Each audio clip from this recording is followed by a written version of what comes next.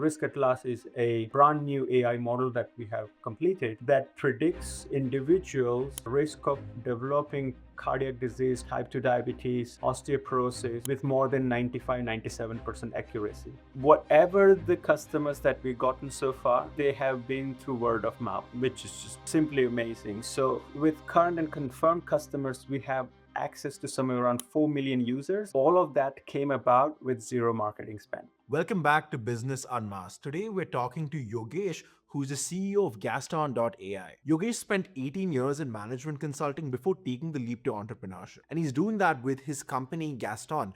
Yogesh shares really powerful insights on how genetic mutations actually influence how certain populations are most susceptible to diseases based on what they eat. He talks about why a one size fits all diet doesn't work. We also get into the lonely reality of running a deep tech company as a person who's not a technical founder. He talks about how his management consulting background actually gave him a superpower, which is that of saying no, and how that superpower is actually allowing him to navigate this new world that he's in. So, without further ado, let's dive in. So, Yogesh, this is the question we ask everyone before we start, Yeah. which is tell us your story. Yeah, sure. So the the motivation behind building Gaston is predominantly a lack of knowledge for a lot of people about their relationship with food. And depending on the cultural background and upbringing, that gap in understanding that relationship is wider and wider. I grew up in India in a family where Ayurveda was really a big thing. Um, Whether it's simply fixing common colds to even bigger conditions, where how food or even certain herbal medicines are reacting to our bodies. So I grew up with this, and there was this always a keen interest about understanding this more and more. What is it exactly in the food that reacts to your bio or genetics, and then how that helps you treat some of those conditions. And as I moved from India to UK, I started also understanding that the knowledge that I was able or I had access to, it, it was a privilege rather than norm, um, which is then which made me thinking that, like, how can we relay this knowledge. I cannot sit down and write books about various things. So anyhow, after completing my studies in UK, I worked as a management consultant. So this motivation or the passion project that I had, I put it on side. Let's put it this way. But over the last 5 years, and after working as like 17, 18 years as a consultant, management consultant, I realized that no, I would like to go back to my passion project. And fortunately at that time, technology evolved drastically as well, more specifically speaking AI or use of AI, large language models, and how we can build the correlations between the nutrients within the food and the disease management, for example.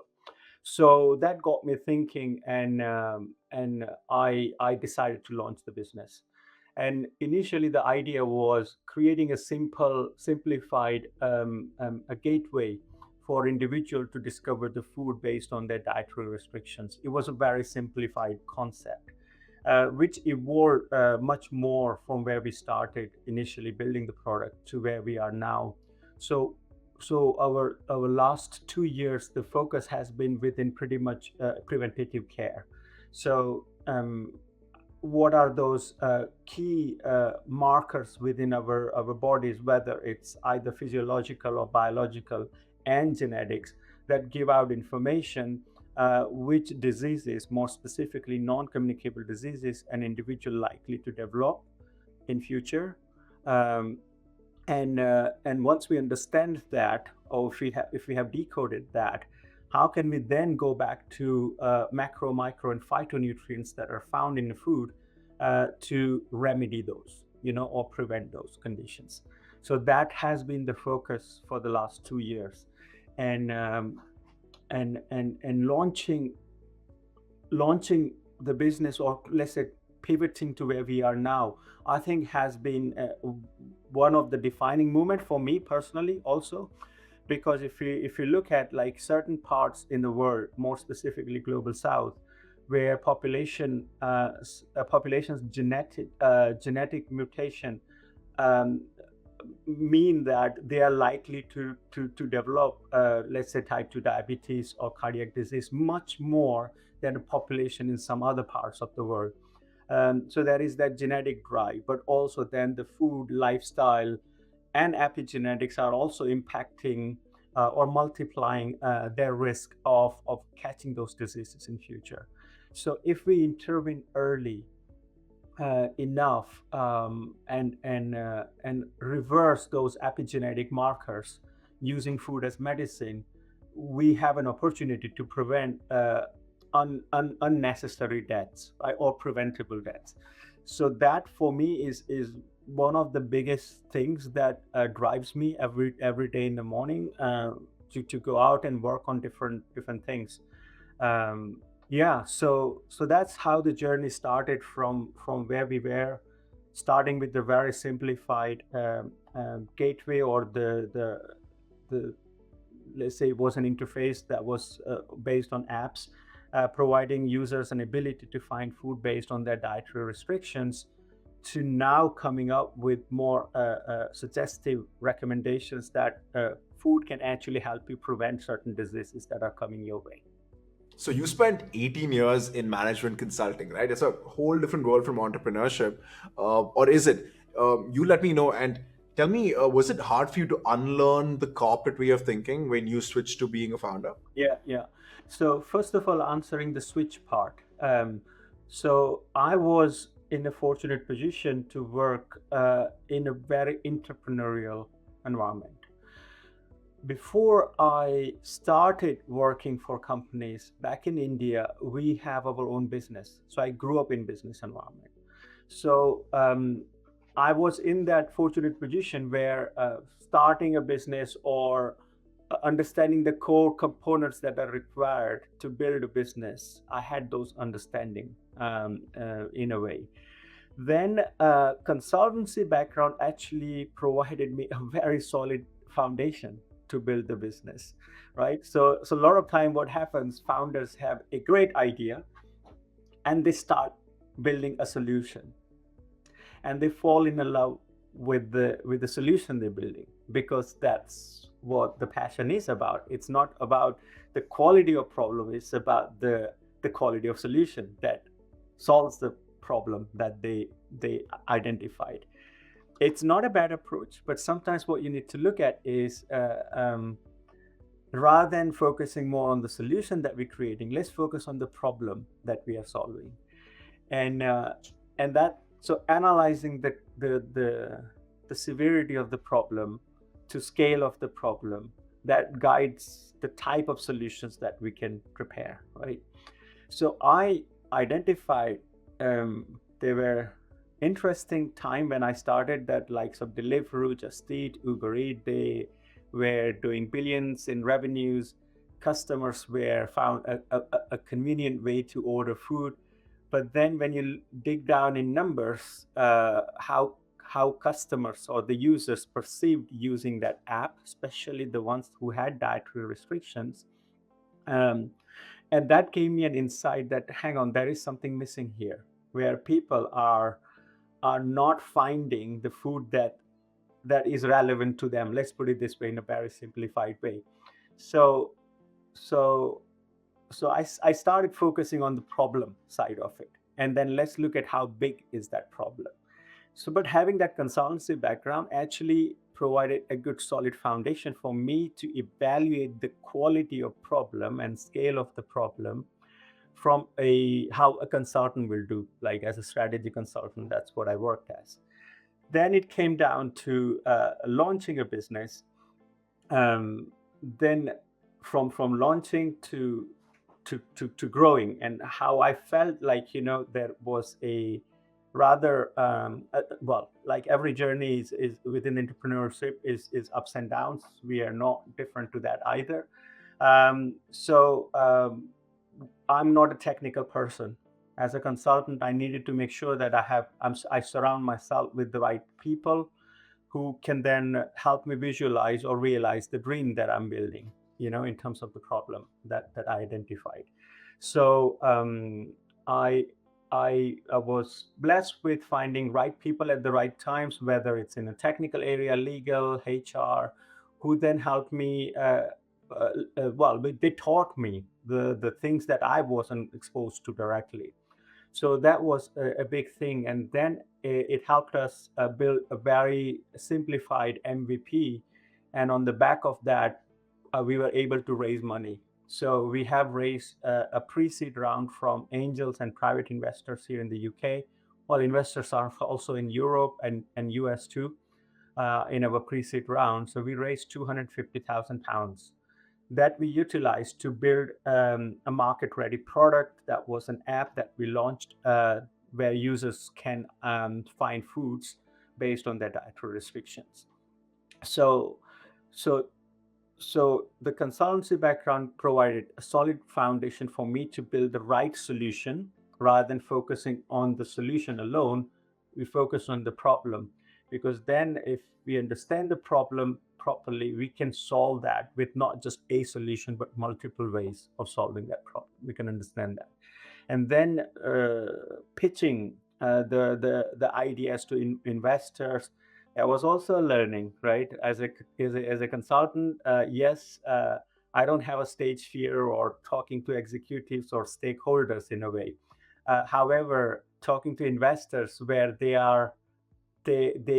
understand the problem that you're solving, and they understand that, okay, it is the right time for them to come in and support us, and how they can support us other than the money that they can provide us.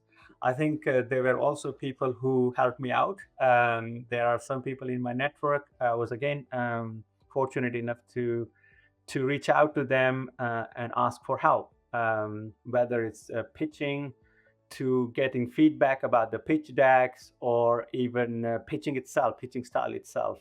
So it was great, but yeah, the core message is that entrepreneurship is a lonely world. So you must surround yourself with the right people at right times, and starting with exploring the network that you have built so far, and don't be afraid, not being afraid to reach out to people outside your network, because there are tons of people who are really really happy to help, including the investors. You mentioned that entrepreneurship is a lonely world, right? And since you came from a massive, like since you spent 18 years in the corporate world and you had that massive network, how did you go about building a network in the entrepreneurial world? And did you have to build that up from scratch, or did the management consulting network help you out in any way? I think it is very important to have a personal brand, thought leadership, where people regard you as a credible source of knowledge, and more importantly, help when they are looking for a specific advisory. A lot of times, what I've noticed that people are afraid to accept their limits. They often say that, yeah, I can do that. What I've noticed that as an advisor or mentor, if you very clearly tell mentees that these are the areas that I'm happy and I'm comfortable and I'm expert supporting you, and I can take you from where you are to another level in that area, not an issue. Outside that, I'm not. So, so telling that very openly is quite important. That builds the trust. So, so having that consulting background, having had that outreach network, who I can obviously reach out to when I need it to, but on the other end, people can also understand that, like being a strategy consultant working for some top strategy houses also means that at least certain foundational principle within building the business or growing business or expanding into different regions and what have you, there are certain pieces of, let's say, a key component in building and growing those business, I could come in and provide. So that provided me an opportunity to get on those advisory boards. And then it comes to how much time you are able to allocate for that. What are you able to promise? If you over promise to people, then I recognize that people, when they start seeing that when I as advisor not able to allocate that time, that breaks down the trust. And I always am very cautious or mindful, because when you have a personal life, then your own business, and then you're doing advisory, you have to be very transparent and clear. What can you provide? What are you bringing on the table? And the time that you can allocate for that as well. So yeah, that network, and then obviously the domain skills or domain knowledge helps people to understand, and then they see that as well, that what's happening on a day-to-day basis, and more importantly, communicating that clearly, that what would you get from me as an advisor, because there are a bunch of other amazing people. They might be better for the company and the location and everything else, or market that they want to operate into. So you rather raise your hand saying that, okay, you know what, I'm not good at that. So that again builds the trust. So, and they know that, okay, if that's not the case, what else can I do with you? So I was on your LinkedIn and I noticed that you were actually invited to speak on the United Nations Forum. That's a huge deal. So how did that opportunity come to be? And was it like presenting on any other stage, or was the United Nations stage a bit different? Yeah. So United Nations operates a group called AI for developing countries, and the forum's primary purpose is to provide access to AI. So I mean the technology, infrastructure, and everything else that you need within the technology sphere or modern technology sphere equitably. Again, for me, that is very close to my heart. I strongly believe that, like, one must build the AI or the solutions with AI responsibly, and then they should be prepared to deploy them equitably as well, not just certain groups or countries where they might earn more money, for the solutions that they're building. Rather, it needs to be seen as, like, it's being deployed equitably, especially when we talk about our own solution, which solves preventable deaths, for example. And if you look at the proportion of people that are impacted with those non-communicable or chronic diseases, are in global south more, right? So if we then look at how I want to grow personally this business, is it has a component of growth. Yes, we want to become a big company, but how about we do this responsibly and equitably? So I was introduced to the group. The forum is invite only, so another member invited me or introduced me to the forum. They also liked the committee within the forum. They also like what we are doing, what we're building with Gaston, how it can be useful for Global South as a whole. And they invited me to be part of those ongoing conversations. And the opportunity for speaking came about through that invitation on also, where again, as a consultant, I worked on public private partnership projects, implementing complex solutions in public sector environments. So there was a good overlap in terms of what I can contribute in the discussions, and more importantly, concrete practical steps. They really enjoyed that. So that's how it came about. Second part of your question was that did it help the company?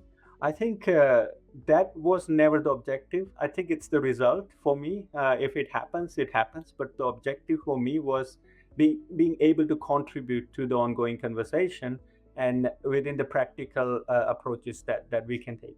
So what we done is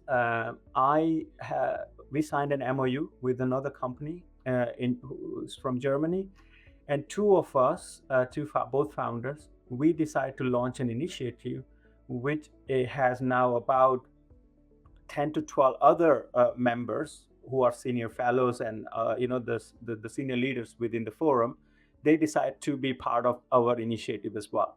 So our initiative that identifies the disease and what cures treatments are available both on the food as medicine side and the clinical care side, and we can implement those into global south or some of those countries from global south.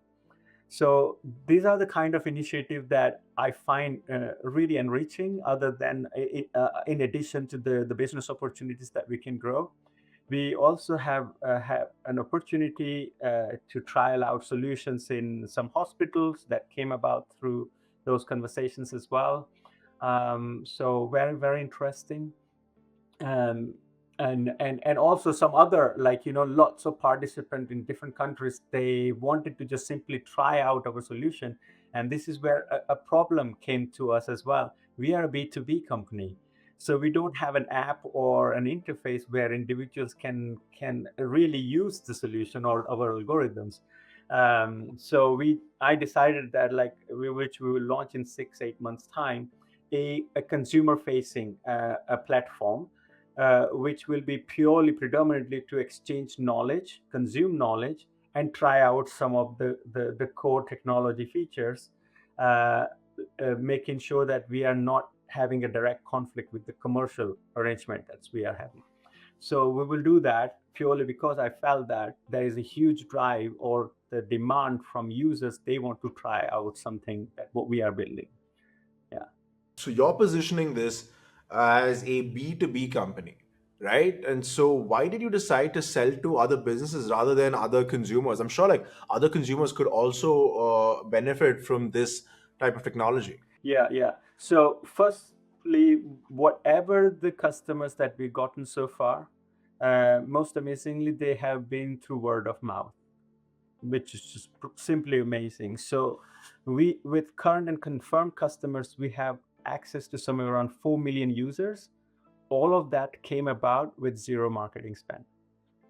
Okay, so this is it's simply an amazing achievement for us.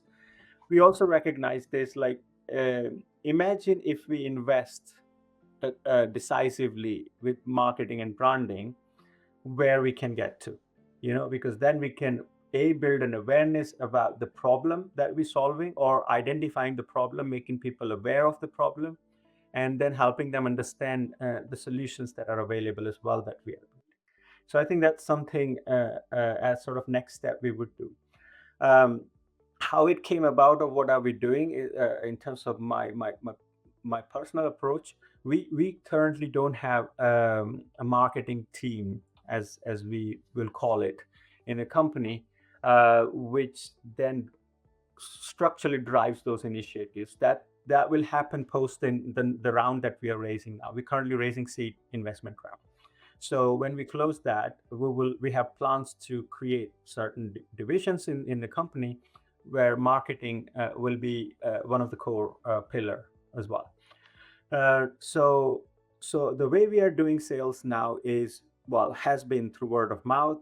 Now the marketing activity happens predominantly my thought leadership interventions, and in fact, most recently I introduced the community within my network, primary and secondary network, about launching Risk Atlas. Risk Atlas is a brand new AI model that we have completed that predicts individuals' risk of developing cardiac disease, type 2 diabetes, osteoporosis, with more than 95-97% accuracy. So we can predict what's coming your way pretty accurately. The one who has diabetes or one of those diseases, we can predict at what point they will need rehospitalization with more than 95% accuracy. So that's what Risk Atlas does. So I just posted on LinkedIn that, okay, it's ready, because I'm happy with the accuracy that we achieved, so efficacy we achieved. So I'm now would like to open ourselves up to either collaborate, pilot, or even sign up, various health tech or healthcare provider as our businesses, our customers.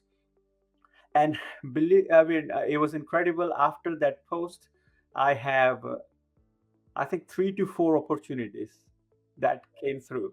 Right now, the objective was not to get the opportunity; it was to build awareness. Right. So I consider those things are as a result of the innovations that we are working on. And then of course there is a commercial intent when that happens afterwards as well, because we need to make sure that we are generating revenues that excite the investors, so we can build more, bigger teams, and carry on doing this great innovation work that we are working on. So yeah, that's the sales process we are using at the moment, using the sales leadership, thought leadership, and then also people reaching out. They want to write something about Gaston or me personally, which again broadens the awareness of the company and the type of solutions that we're building. So you dropped a mention of AR glass, that AR hardware. So does that mean that in the future I could just walk into a grocery store, look at a product, and I would get an overlay of like the health risks and how it would affect me? So imagine you want to go for shopping um, in here in UK Tesco, which is a big superstore, or in US Walmart or something. Okay, so our augmented reality interface, what it does, you hold your phone in front of the aisle, and it removes anything that you can't, shouldn't eat. Yeah, and it also then provides you running the real-time suggestive models, the predictive models. Uh, when you're picking the product, it can then highlight you that the better alternative of the product is 5 meters left, right, or another aisle. We can do that. Now, this is a fantastic feature that we can embed into any AR hardware, whether it's telephone or glasses or anything, right? At the end, it's an integration that we provide. But what it does for a user, you no longer relying on misinformation or lack of information. Everything that you're buying is related to you. And it's not about removing all unhealthy things. No, that's not what we're asking. We are just allowing people to understand, okay, these are my products, based on various criteria they may have. They have lifestyle criteria, they have cheat days also, that I don't want to care about my health today. I just want to eat something, that I really like, crave for. It's okay, it doesn't matter. It's all about understanding your relationship with food better. So we can provide this, and we have and a potential opportunity to get this covered by national media, like one of the top media that just came out organically. They want to highlight this innovation, which is a groundbreaking, and we have that ready. So we are working on a pilot now, setting up the pilot for this. Yeah. So right now you're currently raising around, right? You're raising funds, and so how do you plan on allocating that capital? What part of it is going to go towards product and technology, and what part of it's going towards marketing? Yeah. So I think for us, we will continue the path that, so from thought leadership to PR engagements to so it's going to be on the basis of knowledge, that we are able to bring about. So it will be on the basis of that. The level of, like, say, the amount of money that we have allocated from the funding that we are doing now is somewhere around 200 to 250,000 pounds. Okay, so that's what we think will be a right benchmark to start with, and then obviously we will grow in line with the revenues that we are growing as well, with the impact of those additional efforts that we'll bring.